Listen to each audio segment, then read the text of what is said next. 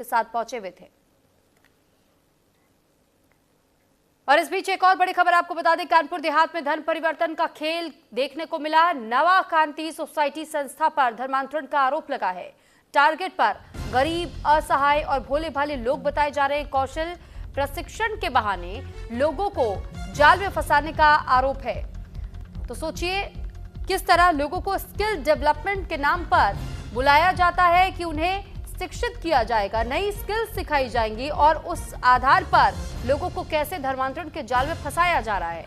FIR दर्ज कर कुछ लोगों को फिलहाल हिरासत में लिया जा चुका है। अकबरपुर कोतवाली क्षेत्र का ये पूरा मामला बताया जा रहा है। नवा कांति सोसाइटी संस्था पर धर्मांतरण कराने का आरोप लगा है। बता दें आपको कि दरअसल नवा कांति संस्था जो है इसके ऊपर यह आरोप लगा है कि लोगों को स्किल डेवलपमेंट के लिए बुलाया जाता था कि उन्हें यहाँ कुछ नई स्किल सिखाई जाएंगी।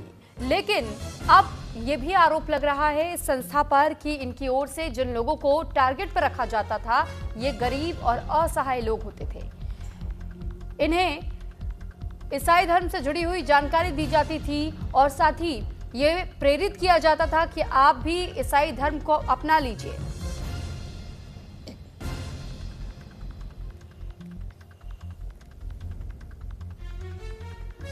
ये कुछ तस्वीरें भी उस संस्था से जुड़ी हुई सामने आई है जहां पर कानपुर देहात में कैसे धर्म परिवर्तन का खुला खेल चल रहा था। नवा कांति सोसाइटी संस्था पर धर्मांतरण कराने का यह आरोप है और ये इस तस्वीर के जरिए भी दिखाया गया है कि कैसे वहां पर लोगों को धर्म से जुड़ी हुई कुछ चीजें सिखाई और बताई भी जाती थी कि कैसे कृष्ण धर्म काम करता है और उन लोगों को खास तौर पर टारगेट किया जाता था जो कि भोले भाले लोग हैं, जिन्हें बहुत ज़्यादा कुछ जानकारी नहीं होती थी और साथ ही जो गरीब तबके के लोग होते थे।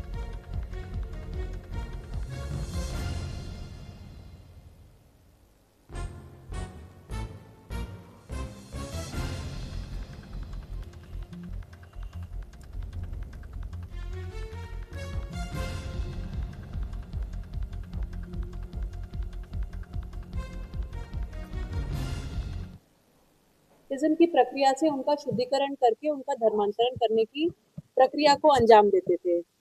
इस सिरे में हम लोगों को कुछ 50 हैंडपंप इन्होंने अलग अलग स्थानों पर लगाए हैं जिनकी जांच हम लोग कर रहे हैं। प्रत्येक हैंडपंप की कीमत अप्रोक्सीमेटली 50,000 है। इसमें और कई कड़ियां हो सकती हैं जिसके ऊपर हम लोग जांच कर रहे हैं, स्पेशली इनके बैंक अकाउंट्स और इनके यहाँ से जो भी लिटरेचर इनकी नवा कांति सोसाइटी से मिला है उस पर हम लोग जांच कर रहे हैं। नवा कांति सोसाइटी पूर्व में एक स्कूल के रूप में यहाँ पर संचालित था जो कि कोविड में बंद हो गया और उसके बाद हाल ही में एक स्किल सेंटर के रूप में और उसके पश्चात धर्मांतरण के और अन्य प्रक्रिया बाइबल रीडिंग के लिए उसको यूज किया जाने लगा। इसके अन्य लिंक्स को भी हम लोग डेवलप करके और यदि कोई अपडेट्स होगा तो उससे भी आपको अवगत कराएंगे। हमारे पति की शादी डरवाए धमकाए गए तो सुबह से गायब है, पता नहीं कहाँ निकल गए, घर में अभी तक आए नहीं। कौन डरवा धमका? सोसाइटी नवा कांति सोसाइटी वाले वो कह रहे थे धर्म परिवर्तन कराना चाहते थे, हम लोगों को नहीं पसंद आया। वो 10 साल तक हो गए। ये कैसे पता चला कि ये धर्म परिवर्तन की बात आ गई? पहले कुछ पता था, कुछ बताया था? नहीं, पहले नहीं, कुछ नहीं लालच दी, वही लालच दे के पैसा देते रहे, उसी से हम लोग काम करते रहे। ये इन लोगों ने जो हमारे यहाँ पे हम पढ़ाई करते थे तो इन लोगों ने हमारे ऊपर धर्म परिवर्तन का झूठ आरोप लगाया था कि ऐसा कुछ नहीं है। अच्छा, आपके पिताजी ने किसके खिलाफ शिकायत की है? क्या मामला था? कब से ये चल रहा? ये 10 साल पहले हमारे पिताजी काम करते थे नवा कांति सोसाइटी में। उन लोगों ने धर्म परिवर्तन को हमको धमकी दी है, अगर ऐसे नहीं करोगे तो पैसे के लिए बोला है। अच्छा, कौन लोग थे ये? किस तरीके से कराया जाता था धर्म परिवर्तन? ये लोग आते थे हमारे यहाँ और धर्म परिवर्तन के लिए बोलते थे, पैसे देंगे ऐसे करके बोलते थे धर्म परिवर्तन के। हमारे साथ न्याय होना चाहिए, हम लोगों को झूठ खिलाफ आरोप लगाया जा रहा है। कितना परेशान है आप लोग? पिताजी आप हमारे पापा लोग बहुत परेशान है क्योंकि बार बार यहाँ पे लोग आते हैं, बार बार धर्म परिवर्तन का झूठ मतलब आरोप लगाते हैं।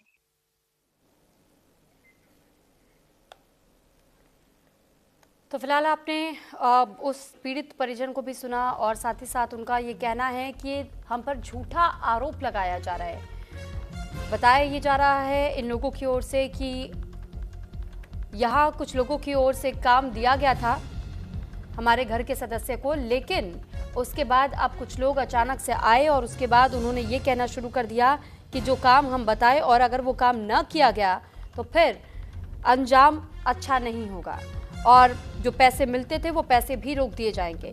इस आधार पर उनसे कुछ कुछ काम करने को कहा जाता था। जब वो काम करने से अगर इनकार करते थे तो फिर उन्हें धमकी भी दी जाती थी। हालांकि परिवार की ओर से इस बात से साफ तौर पर ऐतराज जताया गया और ये कहा गया कि इसमें कहीं कोई सच्चाई नहीं है।